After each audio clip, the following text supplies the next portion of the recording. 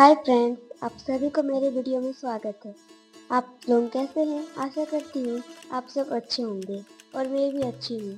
रोजाना की तरह आज भी मैं एक न्यू अल्पना डिज़ाइन लेकर आई हूँ। साथ में एक सेरी भी लाई हूँ। चलिए सेरी शुरू करते हैं।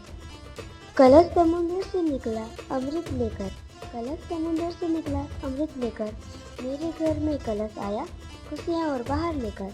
आप लोग वीडियो में बने रहे। वीडियो अच्छा लगे तो लाइक, कमेंट, शेयर, सब्सक्राइब जरूर कीजिएगा। Thank you.